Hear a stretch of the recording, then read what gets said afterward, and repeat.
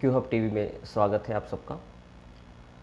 इस हफ्ते वीडियो में अपन लास्ट वीक यूएस मार्केट कैसे चले थे और भारतीय बाज़ार के इंडिसेस स्पेशली निफ्टी और बैंक निफ्टी का परफॉर्मेंस कैसा था, और अगले हफ्ते में निफ्टी और बैंक निफ्टी के परफॉर्मेंस कैसा रहेगा, और जो ग्लोबल क्यूज़ क्या है नेक्स्ट मंडे टू सैटरडे के बीच, और ट्रेडर्स और इन्वेस्टर्स कौन से चीज़ जहन में रखना है ट्रेडिंग करते वक्त, ये सारी चीज़ों की आज के वीडियो में डिस्कस करेंगे।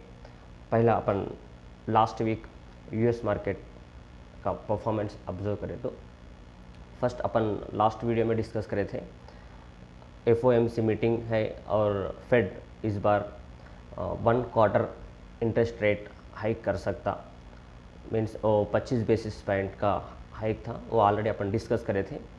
सो मार्केट जैसा एक्सपेक्ट करा, फेड कमिटी भी 25 बेसिस पॉइंट्स की और 25 बेसिस पॉइंट्स की हाइक इंक्रीज़ करी थी, means 1 quarter interest rate hike का अनाउंसमेंट आया था।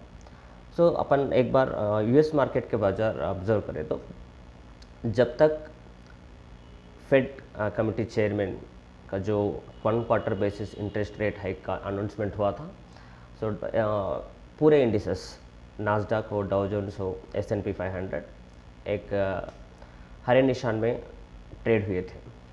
लेकिन अनाउंसमेंट के बाद जो पावेल की इंटरप्रिटेशन थी और जो पावेल की मीडिया के सामने उनका जो प्रेजेंटेशन था, उनका जो व्यू पेश करे थे, उसके बाद लगातार यूएस मार्केट में अपन तेज़ी के साथ गिरावट देखे हैं, क्योंकि जो उनका इंटरप्रिटेशन था सब लोग एक्सपेक्ट करे थे, उम्मीद करे थे कि ये हाइक रेट के बाद एक पॉज आ सकता इंटरेस्ट रेट हाइक में या कुछ नरमी आ सकती, वैसा कुछ एक्सपेक्ट करे थे मार्केट। लेकिन जो पावेल ने एक स्टेटमेंट बताया कि जब तक इन्फ्लेशन हमारे कंट्रोल में नहीं आता तब तक हम पॉज के बारे में नहीं सोचेंगे, जो हाइक्स, जो इंटरेस्ट रेट हाइक्स वो जारी रहेंगे।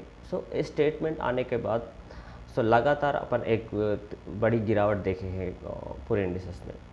तो वो उसका इम्पैक्ट अपन नेक्स्ट अगले दूसरे बाजार्स में भी देखे थे। वो एक नेगेटिव साइन था यूएस मार्केट में।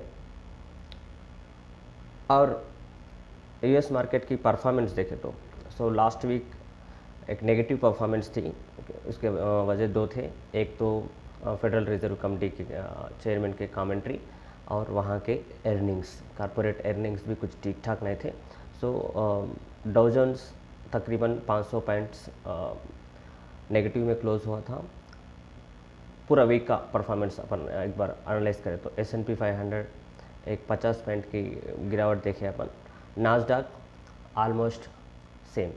लेकिन जो शुक्रवार के दिन जो यूएस मार्केट में एक अपन हरी निशान में बंद हुए थे, उसके वजह दो हैं। एक जो एप्पल कंपनी के रिजल्ट्स आए थे वो कुछ उम्मीद से ज़्यादा थे, सो वो मार्केट को एक पॉजिटिव साइन था। और एक जो जॉब ग्रोथ का डेटा आया था जो शुक्रवार के दिन, वो भी मार्केट के एक्सपेक्टेशन से ज़्यादा थे। सो उसकी वजह से अपन यूएस मार्केट्स स्पेशली 3 इंडिसेस है S&P 500, नास्डैक और डाउ जोन्स हरे निशान में बंद हुए थे। अब अगर भारतीय बाज़ार में कुछ लास्ट वीक का परफॉर्मेंस देखें तो सब कुछ ठीक ठाक था गुरुवार तक। जो एक्सपायरी वीकली एक्सपायरी तक निफ्टी से कंपेयर करें तो बैंक निफ्टी एक अच्छा परफॉर्मेंस दिया था। ऑलमोस्ट 500-600 पॉइंट की रैली अपन देखे थे बैंक निफ्टी में भी एक अच्छी तरह से अपमूव अपन देखे थे तो लास्ट वीक एक्सपायरी तक। लेकिन जो फ्राइडे के दिन जो अनएक्सपेक्टेड इवेंट था, जो यहाँ पर एक चीज़ प्रेजेंट करना चाह रहा हूँ मैं। इस बार जो वीकली एक्सपायरी के दिन जो बैंक निफ्टी में अपन एक मूव देखे थे, अपसाइड मूव, उसके बाद हर ट्रेडर, हर इन्वेस्टर, इवन एनालिस्ट भी एक उम्मीद कर रहे थे कि इस बार bank Nifty all time high को छू के आता। सो और बहुत सारे ट्रेडर्स लॉन्ग पोजीशंस भी कैरी करे थे उस दिन, गुरुवार के दिन। लेकिन जो शुक्रवार के दिन जो डेटा आया था HDFC ट्विंस मर्जर के ऊपर, तो क्या है बोले तो जो मर्जिंग फैक्टर है, तो जो मॉर्गन स्टैनली कैपिटल इन्वेस्टमेंट जो इंडेक्स है, तो HDFC का वेटेज 1% से 0.5% को घटाया था। सो इसके वजह से क्या हुआ बोले तो जो HDFC जो एक्सपेक्ट करा था जो इनफ्लो, सो वो इनफ्लो अब आउटफ्लो में तब्दील हुआ है। उसमें सो उसका असर अपने को तकरीबन 150 से 200 मिलियन डॉलर का आउटफ्लो HDFC पे पड़ा। इट मीन्स एक सेलिंग प्रेशर देखे थे। तो मीन्स जो इनफ्लो एक्सपेक्ट करे थे उसके प्लेस में उल्टा आउटफ्लो हो गया, तो वो एक नेगेटिव साइन होती है। सो उसके वजह से अपन एक तेज़ गिरावट अपन देखे थे शुक्रवार के दिन, स्पेशली बैंक निफ्टी में। तो इसके वजह से निफ्टी और बैंक निफ्टी तकरीबन, निफ्टी का परफॉर्मेंस ऑब्जर्व करें तो ऑलमोस्ट फ्लैट है। मैं जहाँ पर शुरू हुआ था निफ्टी सोमवार के दिन, तकरीबन वही पॉइंट पे आके बंद हुआ था। अगर बैंक निफ्टी का परफॉर्मेंस देखें तो तकरीबन 600 पॉइंट्स नेगेटिव में बंद हुआ था बैंक निफ्टी। इसकी वजह केवल एक ही है, जो HDFC पे सेलिंग प्रेशर देखे थे शुक्रवार के दिन, उसके इम्पैक्ट अपन बैंक निफ्टी में देखे थे। तो यहाँ पर एक डिस्कस कर सकते हैं अपन, जो बैंक निफ्टी तो 2000 या 3000 पॉइंट की रैली देखे थे, उसमें जो मेजर कंट्रीब्यूटर था HDFC। ओके, सो सेम वही HDFC के नेगेटिव न्यूज़ की वजह से अपन बैंक निफ्टी में एक गिरावट देखे हैं। सो यहाँ पर एक चीज़ मैं कहना चाह रहा हूँ कि जब मार्केट में एक वर्टिकल फॉल आएगा, तो वर्टिकल फॉल और वर्टिकल राइज, ये दो चीज़ें केवल जब एक न्यूज़ स्प्रेड होता है मार्केट में, सो डेटा के वजह से कभी भी वर्टिकल राइज और वर्टिकल फॉल नहीं दिखेगा।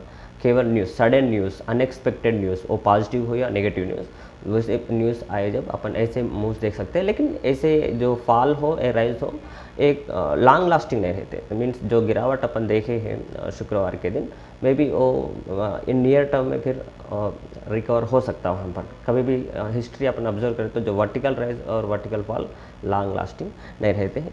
सो एक पिछले हफ्ते का परफॉर्मेंस है। अब सोमवार के लिए निफ्टी और बैंक निफ्टी के कौन से लेवल्स अहम है वो एक बार डिस्कस करेंगे अपन।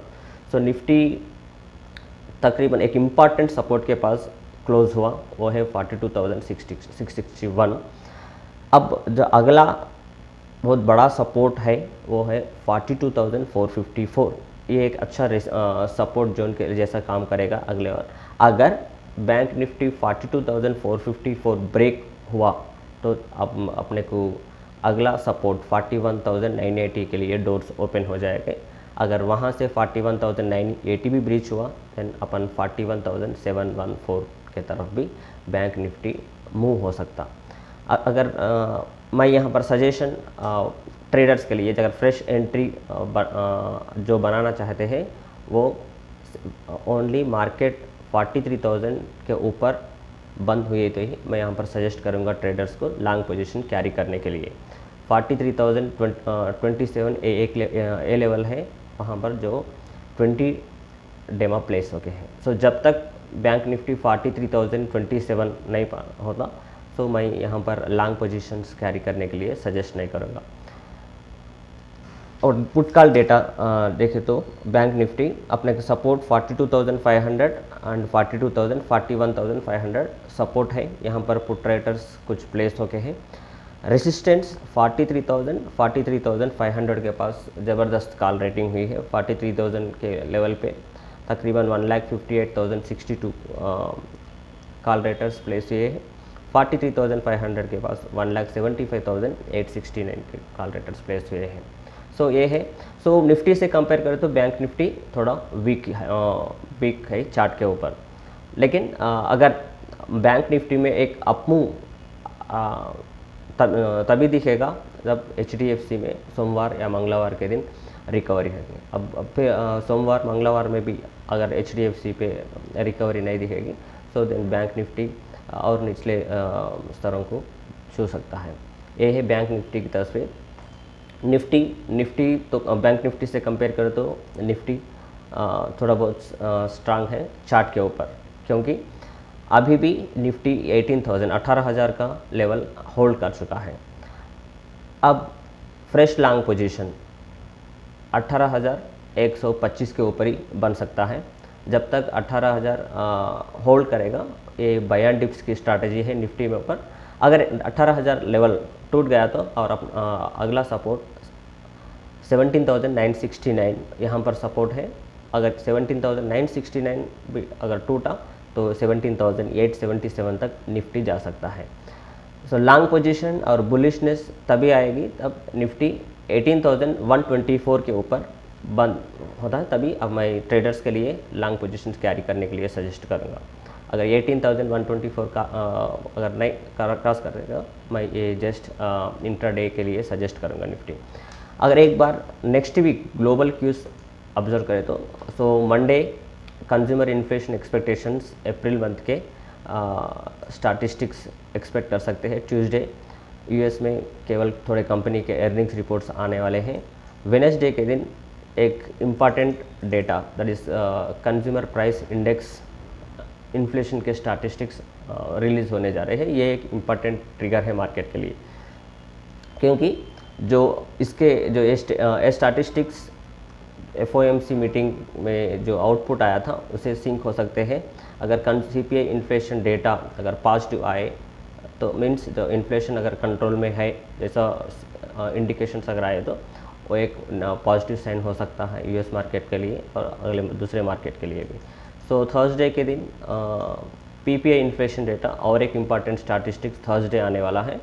उसी दिन बैंक ऑफ इंग्लैंड का इंटरेस्ट रेट हाइक का फैसला भी रिलीज़ हो जाएगा। फ्राइडे के दिन UK GDP Q1 2023 के रिजल्ट्स आने वाले हैं।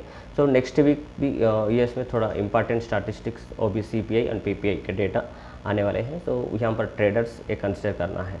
अगर भारतीय स्टॉक बाज़ार का देखें तो जो मई 8 से लेके 14 तक जितने भी कंपनीज़ के रिजल्ट्स आने वाले हैं वो पूरे रिजल्ट्स ये 8 से लेके 14 मई तक आएंगे। जितने भी बचे कुछ कंपनीज है वो पूरे के रिजल्ट्स अब 8 से लेकर 14 तक आ सकते हैं। और उससे इम्पॉर्टेंट है जो कर्नाटका इलेक्शन है। सो कर्नाटका इलेक्शन का रिजल्ट्स और means exit polls next week expiry तक एग्जिट पोल्स रिजल्ट्स भी आ सकते हैं। सो उसका भी इम्पैक्ट अपने स्टॉक बाजार के ऊपर रहेगा। तो यहाँ पर ट्रेडर्स एंड इन्वेस्टर्स ये सारे चीज़ें जहन में रख के ट्रेड करने के लिए सजेस्ट करूँगा। फिर एक बार बोलूँगा, बैंक निफ्टी के जो ट्रेड करते हैं बैंक निफ्टी के ऊपर वो तो लेवल्स तो ध्यान में रख लेना है। 42,454 जो अगला सपोर्ट है, अगर 42,454 प्रोटेक्ट कर रहा है बैंक निफ्टी उसके then only the positive signs will be started in the bank Nifty. अगर 42,454 ब्रेक हुआ तो और सेलिंग प्रेशर अपन देख सकते हैं। सो एक बार 43,000 के ऊपर बैंक निफ्टी टिकने की कोशिश करता फिर तो अपन शॉर्ट टर्म रिकवरी देख सकते हैं। निफ्टी तो अभी तक फिल वक्त चार्ट के ऊपर स्ट्रांग है। जब तक 18,000 लेवल प्रोटेक्शन रहेगा it's buy dips strategy adopt करना चाहता हूँ। सो ये है आज की वीडियो की एनालिसिस।